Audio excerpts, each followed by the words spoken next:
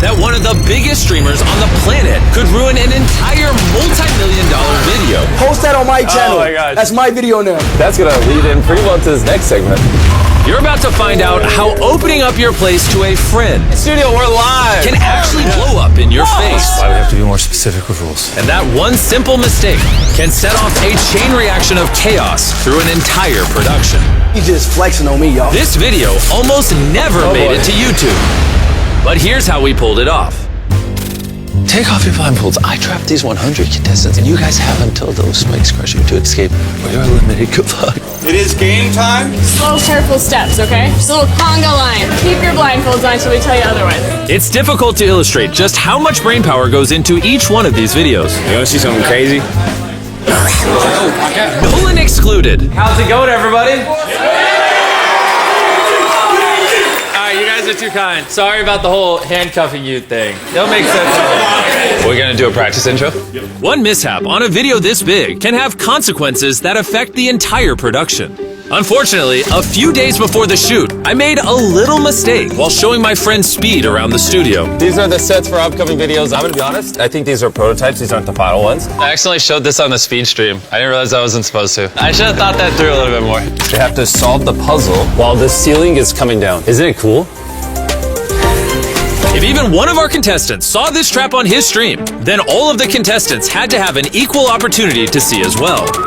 Take off your blindfold! So we ran a rehearsal and let the contestants see the trap and the puzzle in its entirety once before the challenge began. But there was still one problem. It's like 45 seconds in there. If we go down, 30, 35. This first trap was designed to eliminate about 2/3 of our contestants. About 66 players within 45 seconds, ideally allowing 34 players to move on. They can escape the next 45 seconds, they'll win 100. We literally run our own staff through test after test to come up with these targets. Oh, man. But now, all those tests were meaningless because everyone got a sneak peek beforehand. So instead of 45 seconds, we decided to lower the ceiling in 35 seconds. Let's do it. Do the real one. And hope for the best. All right, you guys, Take off your blindfolds! I trapped these 100 people inside the world's most dangerous room. Lower the ceiling. Let's see who can get out before they get eliminated. The ceiling is literally closing in.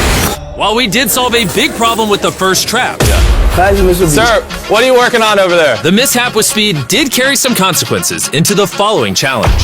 And you're about to find out how we kept this challenge on track. He got hit on the back of the head. Back your head this way, please. And understand how we put together some of the greatest challenges ever. When do you think we're gonna do the paintball game? Scheduled for 8:30. Jeez, how many people got out? Do you have any other angles on that exit? In an ideal world, only 30 to 40 players would have advanced from the spike room trap. But 51 made it through to the next round. Oh boy, it's a lot. Yeah, that's brutal in this next game. Can we even fit 50 people in that arena? It seems like it's gonna be a mess. Can I see what they're wearing? It's wide overall. They also have like a compression pad, shirt, pants, right? Yeah, underneath it. They're not gonna feel anything? Here's the thing, we also have someone put on extras. I just want to shoot someone wearing it and see. I want people I trust up there shooting the paintball. All right. And I gotta give my team credit where credit's due. 3, 2, 1, go! They test this stuff each and every step along the way.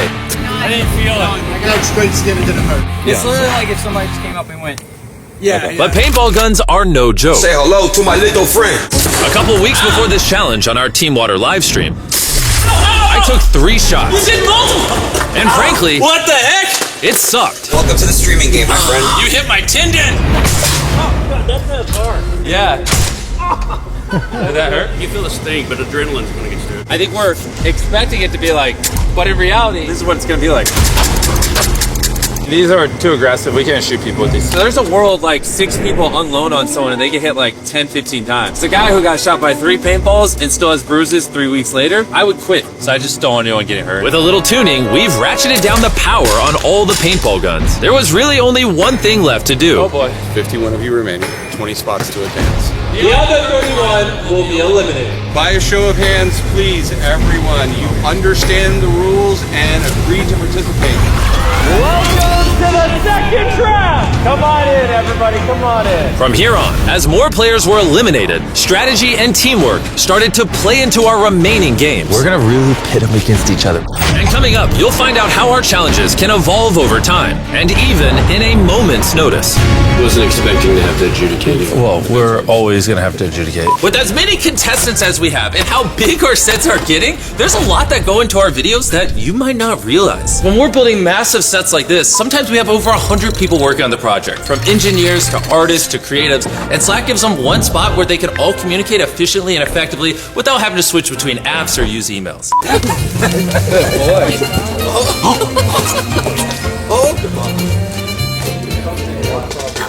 He's almost 30 years old, folks. 27's not almost 30. All right, welcome to trap number 3. Welcome to trap number 3. So we have a void here.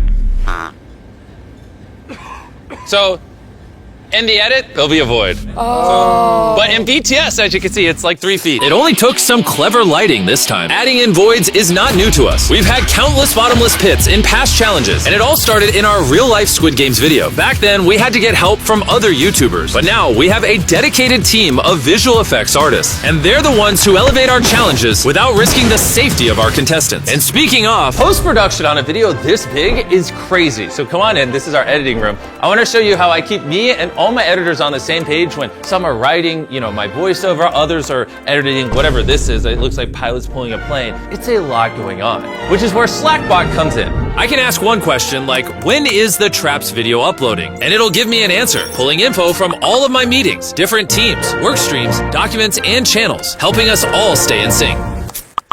Speaking of which, I just got a Slack. Apparently I need to go review a video. When I need to be pulled into a video review mid-shoot, we use Slack to communicate. Even when you're in important meetings, there's no need to take notes, because Slack will summarize the conversations and take notes and even suggest next steps. For example, if I want to know all the safety precautions we took in our video where we put someone in a burning house, all I have to do is go scan the production channel and tell me all the safety precautions that were taken in this stunt. And then there you go. I don't have to scroll through thousands of messages. It will just summarize it for me. To learn more about how we use Slack to bring our monster videos to life, just scan this QR code or click the link in the description, and you can also win your share of $100,000 that we are giving away to people that do.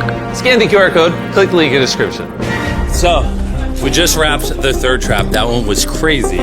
All of Green Team made it through because they actually used strategy and thought logically.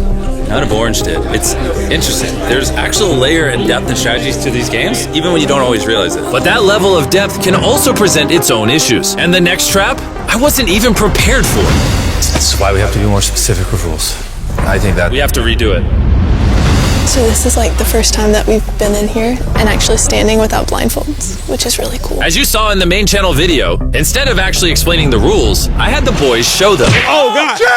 But looking back on it, that was actually a terrible idea that I'd come to regret. It almost ruined everything.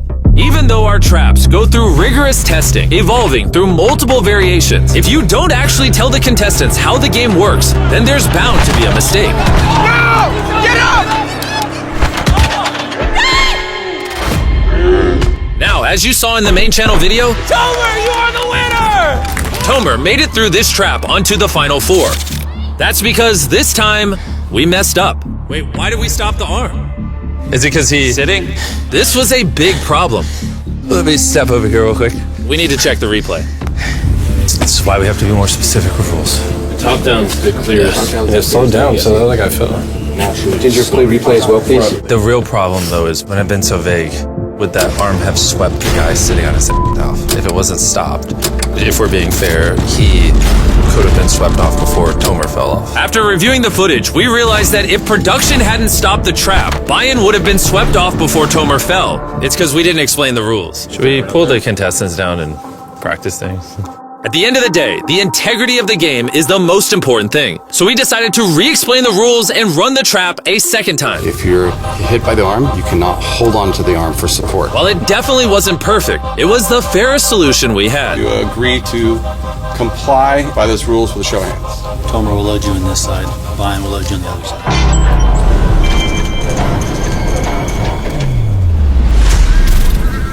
All right, so it's time for the final trap. I can't say it because they don't know what it is, so future me explain it.